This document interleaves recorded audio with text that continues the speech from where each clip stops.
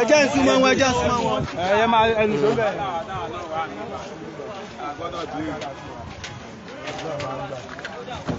Ìjà àti ìtumọ̀ ìpínlẹ̀ Ìbàdàn. Ọ̀rọ̀ sáà ń bèèrè lẹ́yìn sáà ń bá Láyé ìgbà kan. Èwo ni ẹ máa mọ̀? Láyé ìgbà ló. Àwọn bèèrè yẹn mú gbàdúgbò mọ̀ mọ́ gbọ́dọ̀ bèèrè. Ẹ máa bá ń jà mọ́lẹ̀ máa mọ̀. Ọjọ́ bá ń sọ ìgbòdà.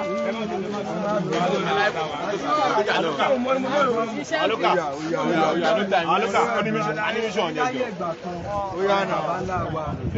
Wọ́n ti wà nílé èdè wọn. Wọ́n lo Ọ̀yọ́ empire kó tó di pé àwọn òyìnbó wọ́n wá mú wa nínú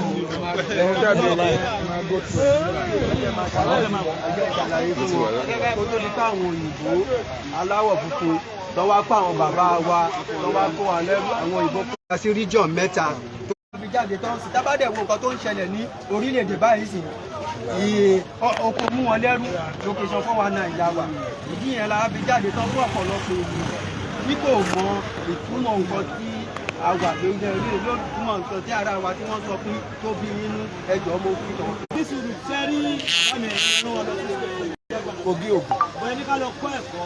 Àwọn orílẹ̀-èdè Yorùbá nìyẹn. in 1949 amalgamation tí wọ́n so wá pọ̀ ó nídìí nítorí pé tí òyìnbó tó fẹ́ jẹ ìyàwó tipátipá tó fẹ́ gbà lọ́wọ́ wa ẹ jẹ́ sọ fún yín ọ̀pọ̀lọpọ̀ ọ̀rọ̀ pọ̀ tá a bá ní ká wọnú ẹ lómi ò ní sẹ́sì gan mọ́ wà lọ síbi ẹ̀sìn ọ̀rọ̀ mi ti yé yín bàbá irọ́ lẹ́pa ẹgbàgbé ẹ mú kúrò nù ẹ̀ bàbá bó bá ṣe wù kó dùn olóṣèlú ní ibi tẹ àwọn tó ń bà ní ìjẹun gan ni wọn ẹ kúrò ń bẹ̀ mo bẹ́ wọn tẹ́lẹ̀ wọn jẹnu ayé ọlọ́run ló là sí lólẹ̀ lójú. bàbá yẹn tó bá ti wù yín ní kẹ́ ẹ sọ ẹ gbọ́ bàbá mi kò ní bàjẹ́ fún yín tí ẹ rí nǹkan ẹ̀kọ́ tí mo fẹ́ kó yé wa nínú ayé ni pé ẹ̀kọ́ tẹ́ kọ́ wa ẹ ní láti jẹ́ ká wá mímọ̀ lórí tó ṣẹlẹ̀ nínú ìlú ẹ jẹ́ ká jọ wò wò ní Lagos State bó ṣe wà yìí tẹ́ bá fẹ́ mọ̀ tá a bá sọ pé bóyá ọ̀rọ̀ epo tí wọ́n fojú wa sí bóyá epo ló ń dààmú kì í ṣe epo o ẹ jẹ́ nǹkan tí Nàìjíríà fi ń survive tí wọ́n fi ń mí òun ní ilẹ̀ Yorùbá lẹ́nu even from beginning nǹkan tí Lagos State ń make in a day is 300 billion in a day. Gbogbo ẹ̀ jùlọ ká gbé Yorùbá wa lárugẹ ká lè wà united pẹ̀lú gbogbo àjọ wa ní. Lagos State gbogbo Ogun State ló ń tẹ̀lé that's 100 billion in a day. Ọ̀yọ́ make 60 billion a day. Ọ̀ṣun State bẹ́ẹ̀ nílé èdè so gbogbo owó tí wọ́n make ní state. wọ́n tẹ̀lé kò lẹ́yìn. wọ́n tẹ̀lé kò 300,000 billion a day. so àti sọ àbáyọ tó máa ń sọ pé wọ́n fẹ́ strike gan nígbà. ọ̀rọ̀ tí mo sọ. Bẹ́ẹ̀ pé tí wọ́n bá strike níjọ́ kan wọ́n máa sọ pé Èkó ti lose almost 300. gbogbo 45 states nílẹ̀ àbí 8 states nílẹ̀ Yorùbá ẹ má ti fi Kwara àti Kogi sí wọ́n make 500 billion a day gbogbo àtẹ̀kọ́ tí Yíbò ní bẹ́ẹ̀ ni àtẹ̀kọ́ tí Yíbò ní àti gbogbo ẹ̀ 99 billion a day no make in a day gbogbo ilẹ̀ Haúsá àbí north pátápátá wọ́n make 75 billion a day gbogbo 90 states 75 billion in a day ẹ jẹ́ ká jọ think so Kwara make it something billion a day akànnà àti ìpamọ́ pọ̀ mọ́ wọn àti Kogi 20 billion a day ẹ jọ kí ni Nàìjíríà fi sẹ̀mí kí ló dé tán ṣe gbé capital kúrò ní Lagos State tí wọ́n gbé lọ sọ́hùn ó yẹ kó yé wa wáyé tá a ṣe ń dìsí bara wa àwọn wọn máa dà wá sí ìtàtọ́sí olùgbàdé tó ń sìn ibi tí akílù wa bọ́ sí nìyẹn àfáàní mi wọ́n yẹ ká sọ tọrọ ànábì ní kúlù akọ́wà lápáná mọ́rọ̀ sẹ́rí kò sí bọ̀rọ̀ ló ṣe lè korò tó agbúrò sọ tipátipá ni ìwọ tó bá ta bá ń gáìdì pé à ń gábà àwọn èèyàn á parọ́ fún yàn ẹ jọ bàbá àwọn èèyàn ni ẹ kò kàn ní bàbá èmi ní èmi wọ́ ẹ jẹ́ ká kúrò mbẹ́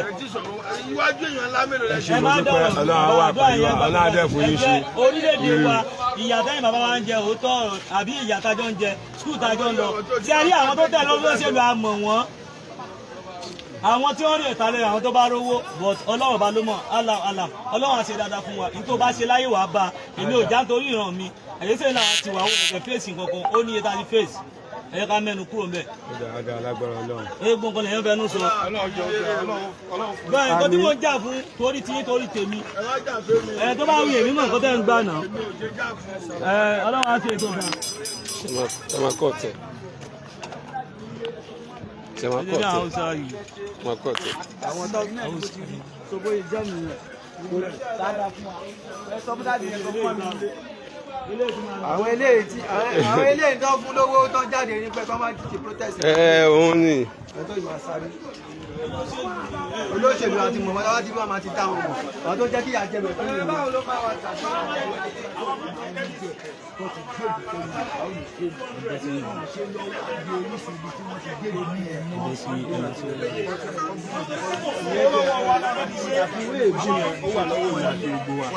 Tàbá ṣe ń bí ní pé bí tàbá ń bí ní kó sí ẹ̀ ṣe understand nínú gbogbo ọ̀kan lágbàáyé òyìnbó wá àwọn study language nígbà táwọn òyìnbó wá study language wọ́n study àwọn ní Yorùbá is the best language ní all over the world. Òṣèlú gbogbo yẹn sọ pé Yorùbá jẹ́ best language ní Africa ní all over the world. Yorùbá ló ní ẹ̀nà, Yorùbá ló ní àṣà, Yorùbá ló ní òwe.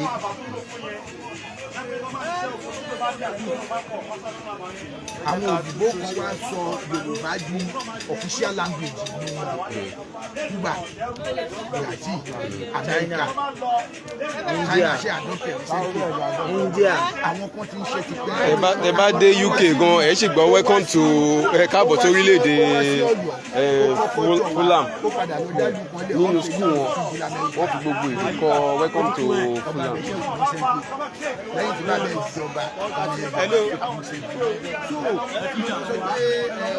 ìjọba nígbà táwọn ẹbí ìbá fẹ́ kó fún wọn bá ti ṣe sísan owó wọn á rìlíìsì ẹ̀ ìmí wọn á gba owó tó wọn á tó pa á nítorí pé ìgbà tó jí gbé yẹn ó ti ráṣìírí wọn.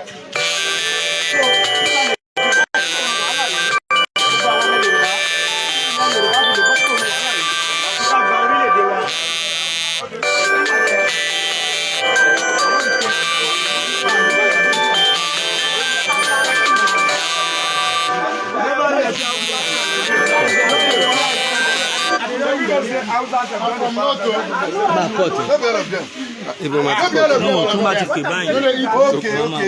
Very soon. Me, I go down. Calm down. Please calm down.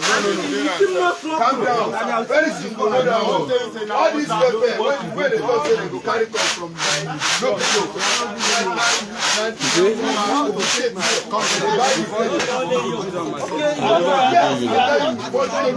I never feel something. I understand with you, they try to stop. But I don't come here to fight you. Well, your part, you just come, I understand. Yes, you are right. So, we got to be in charge when we are let me tell you something. You understand? We come for cassava, we come for yam, we come for rice. You don't know the place where you Market land of rice. yes, on which side? You That is one way you don't know. That is the two way you don't know. I'm a farmer. For which side? For Kola State, for Nigeria place, for Garajima, I think Garajima.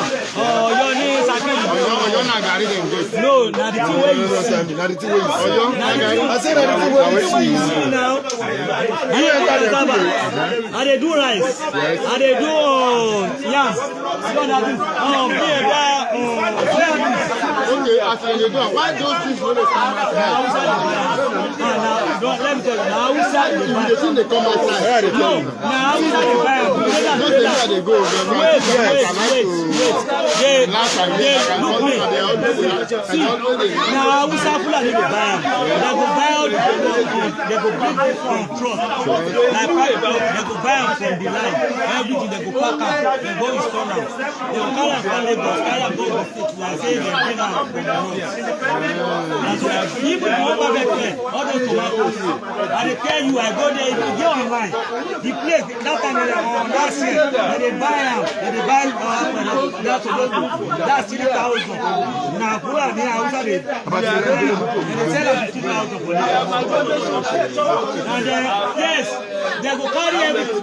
They load 40 trailer for my place. We need to go. Make everybody go the separate way. Everybody go their separate ways. Quran where I know, God say the country where different language dey, the country can go wrong. This Nigeria no reach like Dubai or This place na one language and they speak now. that one na one language. But yeah, where we dey speak? Which language do they speak for Nigeria? Which language? We be Nigeria. My Igbo is my language. Which of the general language we dey speak? English.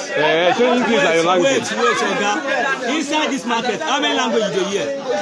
English is the here now. No, if they see where they speak for this market. For this market. Na Yorubaland we dey now. You know understand? You go hear Hausa. This market get be like Hausa. So here Hausa go hear Igbo now. So Igbo no dey. That one no be country. You don't understand? This one no be country. If say na Dey the Hausa dey the Yoruba dey there. that one no If be you see country. Hausa too, you go see If you Igbo. go to abroad, You understand wait, wetin if you you go to abroad, Dem miss up. wait abeg. If you go to abroad, let me tell you, you can unless you see your people, you want to speak your language. Yes, so. Yes. Only one language they have. Na in dey. For that place. Yes. Before dem go give you job there, you must learn their language. No, they no dey Hey, say what? speak Igbo. That's the reason why. If Tinubu come up for that president wey dey, they video me o, and they tell you the reality. If Tinubu come up today, if the Hausa enter, they go change wetin Tinubu dey do. He go do him own. If the Hausa come up for that place, if the Igbo enter, he go do him own side. Let me tell you the reality. And they tell you the thing Quran say. The country wey different language dey. The country no go grow. One person dey. And they tell you for the Quran o. For that talk. And they tell you for the Quran. I know this. I know this. Quran go wana kan mo lọ. Ṣé mo sọ pé kán ẹ bá sọ pé ẹyẹ mọ́kùnrin tó ń lọ yẹn? Ṣé ẹ gbọ́ ọmọ tí mo sọ ní? Ṣé yóò dùn? Pọ̀ tó bá sọ Igbo ṣé ẹ gbọ́? tó bá sa Hausa ń kọ́. Ṣé ẹ ti di pé lọ́jọ́ tó wà papọ̀ yẹn? Wàhálà 1914 náà tó wà papọ̀. wàhálà tó kó Hausa Igbo àti Hausa ó kó wa papọ̀ ní 1914. Ó wá expire àti lára 14. Okay, tó bá di 2014. Tó bá 100 years Yorùbá lè máa lọ kí Igbo máa lọ Hausa máa lọ. Ìwọ́n tó torí àwọn tó ń jẹ́ ń bẹ̀ táwọn jẹ́ pé fámìlì wọn nìkan náà mọ̀ tó ń fẹ́ kẹ̀yìn ìyàwó ọmọ sọ́bà káwọn máa jẹ́ káwọn náà ta lè ṣẹ̀gbọ́n òbò káwọn sọ́bà ó lè òye pé mẹ́ẹ̀ fẹ́rẹ̀ àti 2014. Extra 9 years ti gorí ẹ̀ o. So kílẹ̀ ẹ wò 2014 èló náà ta bag of rice 8,000 naira 7,000 naira èló náà ta lójó mi tó ti pé 10 years. So kó tó wá di pé another 10 years mi wá kílẹ̀ respect ṣé kámọ̀rà ní báyà fún ẹ̀ báyà kámọ̀rà 200,000 wọ́n bag of rice wọ́n fẹ́ pa wá ni. Owó tí mo fi jáde gbogbo secondary school mi lọ́mọ mi mo ń sọ fọ́mọ ní pàtàkì ẹ̀kọ́ àwọn ìyá dẹ̀ mọ́ máa expect pé kọ́ ọmọ òun kó mówó wá fóun ọmọ tí ò sí ìyòsóhun ló fẹ́ mówó wá fóun bí ẹ̀. So ẹ̀yin náà ẹ máa gbàdúrà yìí àrẹ́jẹ ní obìnrin ẹ̀jẹ̀ lẹ́yìn sọ́dọ̀ àǹfààní máa lọ́sọ̀dọ̀ pásítọ̀ máa lọ́sọ̀dọ̀ babaláwo torí pé kọ́mọ yóò lè yáre. Wọ́n try. Ọmọ yẹn náà ó wá yáre náà ó ka sùkúù tán náà ṣé oríṣẹ́ tó fẹ́ ṣe ni oríṣẹ́ tó fẹ́ ṣe náà so kí ló dé sí criminal fi ń kọ́ ní ó dúró Nàìjíríà all the time torí pé wọn àrí nǹkan tá a fẹ́ jẹ wọn tó jẹ bá kò nínú iṣẹ́ ti fi ṣe. Yorùbá ẹjẹ́ sọ bó ti kó ìdìbò àtẹ̀lẹ́sọ online ẹ lọ sí online yàtọ̀ ẹ lọ sí online ṣé bá rẹ̀ ti òwúrọ̀ ẹjọ́ nígbà táwọn bàbá tó wà lórí oyè lẹ́yìn ẹjọ́ ní bàbá ẹ wà ní sẹ́tìgbà yẹn nígbà tí wọ́n wà lórí oyè nígbà ẹ̀kọ́ tó dórí oyè ẹjọ́ iléèwé òun lọ. Mo kéré ní gbogbo kì í ṣe iléèwé ọ̀fẹ́ yìí náà lọ́dẹ̀ ọkọ̀ ọ̀fẹ́ bẹ́ẹ̀ ni. ẹ̀kọ́ ọ̀fẹ́ yìí ẹ̀bẹ̀ kọ́ni màámi ìmọ̀ ẹ̀ka parọ́ fúnra wa ẹ̀gbọ́n màámi ṣẹ́rí láyé tá wà ń sìn ọmọ tó kàwé tó ṣe tó ní masters kò ríṣẹ́ ẹ jẹ́ sọ fún yín. àwọn ìyá wa yìí náà tún bọ́ wọn. ẹ jẹ́ kí á gbìyànjú á padà sí ilẹ̀ wa bí western region nígbà yẹn bàbá tó dúró iye owó tá a mẹ́kì ní Lagos State ó lọ fà fún ilẹ̀ Yorùbá ní Nàìjíríà tó survive ẹni tó bá lọ pé Yorùbá máa suffer. irọ́ ló ń pa àgbọ̀ngbọ̀n tó ló ń jẹ́ bẹ́ẹ̀. gbogbo ilẹ̀ Yorùbá méjì àti Kwara State 600 billion gbogbo north gbogbo 90 states méjì that's 90 states méjì 75 billion a day gbogbo north 90 states ilẹ̀ mẹ́jọ̀jọ lásán ó wá mẹ́kì 600 something billion gbogbo ilẹ̀ Ìgbò tó ń pariwo pé po kì í ṣe po a ní nǹkan mi tí wọ́n ń kó nílẹ̀ Yorùbá tó jọ́rọ̀ 90 something billion ní gbogbo ilẹ̀ Ìgbò ń make in a day. ẹ jẹ́ ká tají ìran wa ní gbogbo Yorùbá ẹni gbogbo Nàìjíríà ń jẹ àwa ní gbogbo Nàìjíríà ń jẹ. out our resources. Do you know what we are collecting? Yoruba are collecting 1% of their resources. They are collecting 1% of their resources. This crude oil, you can see that, okay, Nigeria has crude oil. Why Nigeria are still in debt to today? Why are we in debt today? Mainly because that crude oil is not our home. They are exporting those resources to the abroad, and we, Nigeria, are getting 1% of the resources we have.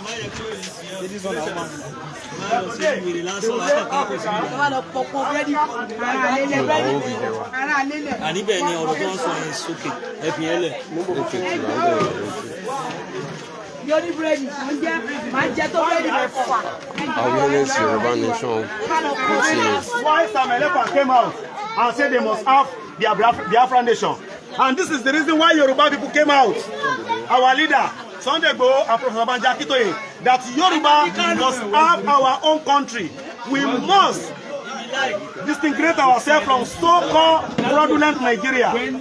Nigeria is not our country. Nigeria is a fraudulent name.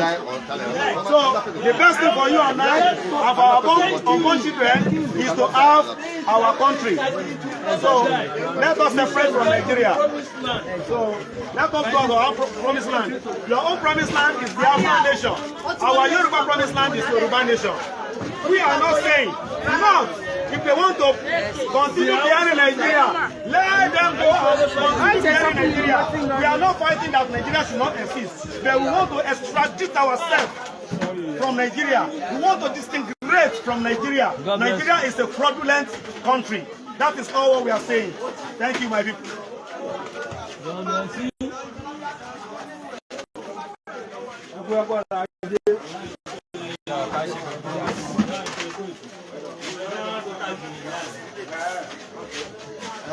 Ó dà pé ó mẹ́sẹ̀gì yín gan sef.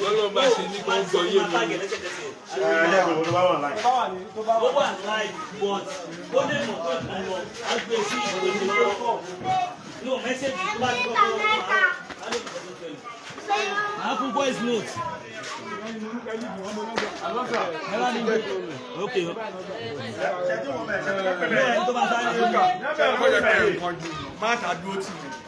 Fati wà nǹkan tó ń sọ fún wa nítorí ẹ̀kẹ́ gbé láti ilẹ̀ wa. Ṣé kò ṣe rẹ́kọ́dù látọ̀ fi láti? A máa sẹ́yìn ó máa padà gbé lọ sí wá padà post ẹ̀. Máa ẹ̀ ó máa fati tó yẹ pé ó gé jẹ̀bi àwọn kámẹ́rà wọn ṣe kámẹ́rà. Ẹ máa wọlé láìpù tó wà ń bí báyìí pọ̀ àbẹ̀ láìpù ẹ̀rọ kan tó wà ń bí. Ìgbà méjì àti pọ̀ ká lè kọ́ fún àwọn ọba díẹ̀ níwọ̀n bàtà bá lè ṣe. Ẹni ká dé bẹ́ẹ̀ ó gba àwọn ọmọ tó wà lọ́kàn àwọn ìyá tó wà lọ́kàn rẹ̀. Ẹ jẹ́ ká débẹ̀ ká débẹ̀.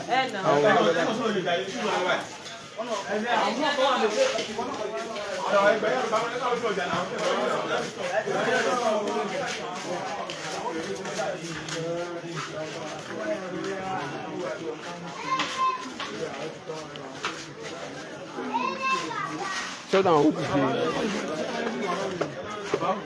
What you doing, man? What you doing, man?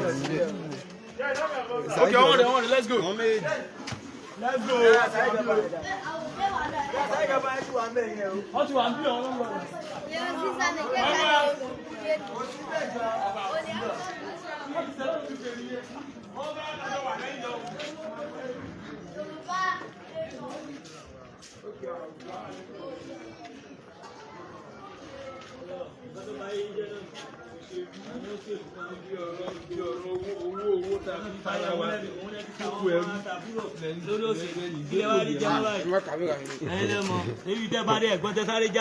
Ìyàwó mi tẹ̀lé yẹn jẹ́ kí ìyàwó mi ìyàwó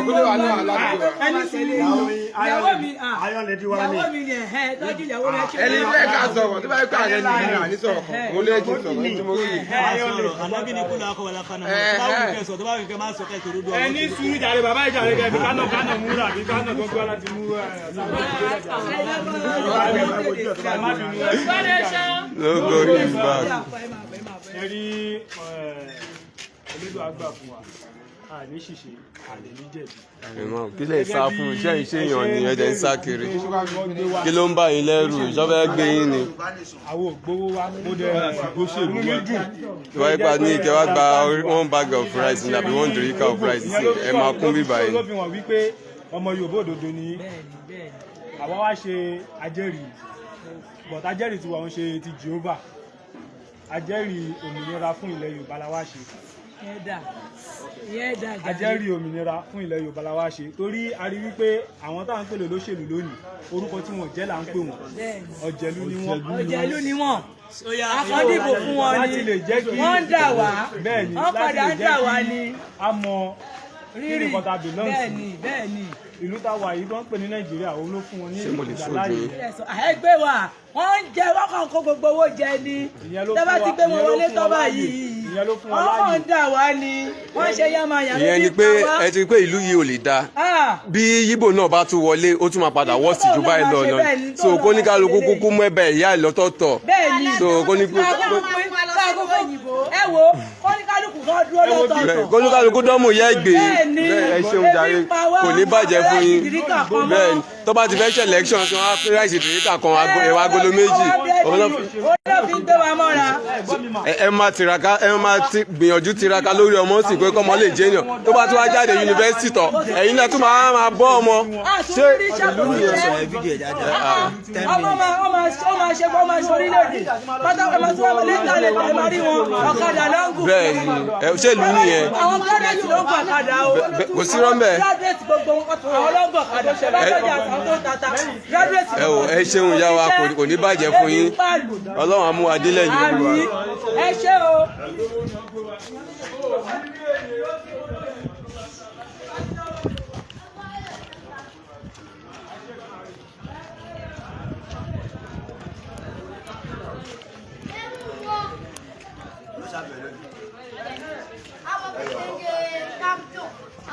Mọ́mí wa orílẹ̀-èdè Nàìjíríà yìí kò san wá ẹ jẹ́ kó ní kálukú kó máa lọ lọ́tọ̀ọ̀tọ̀ kó ní kálukú dámú yẹ́ gbé.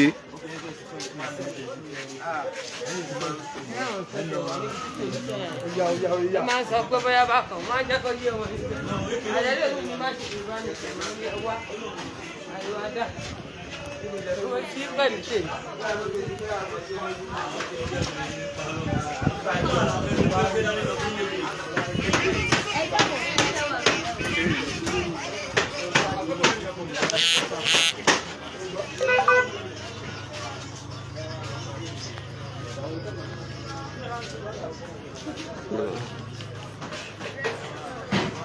wá fẹ́yìn wa ni ẹ̀yin ní kẹwàá tó máa wọ́n gbọ́dọ̀ bẹ́ fẹ́yìn ni.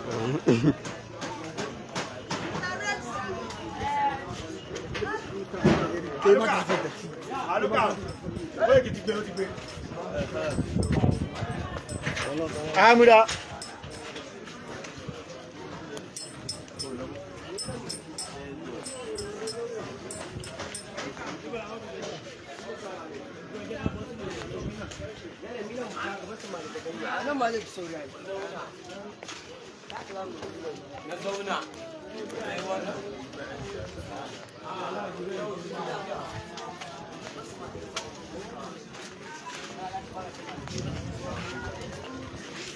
You know, gbogbo environment kò sí any good development adẹ̀ náà ṣe orílẹ̀-èdè who is deceiving who.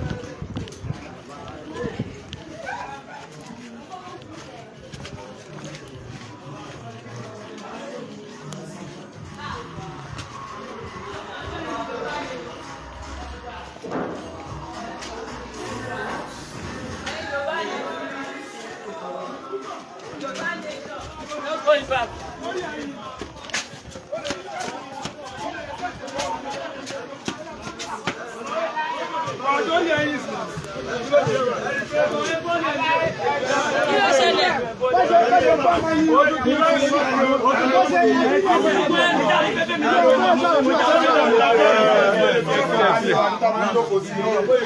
Ẹ náà mọ̀ mí dáadáa, ó ti yé yín.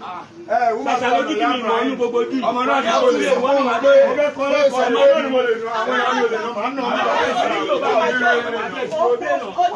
Ṣé o máa wọ́n jọ́ ìgbà mẹ́rin ẹ̀wọ̀n ó wọ́n náà lò? Obìnrin kan máa ń gbọ́ jù. Ẹ mọ̀ bí ẹ mọ̀ bí ẹ mọ̀ bí ẹ mọ̀ bí. Sọ̀kọ́ náà ní ìgbà mẹ́rin.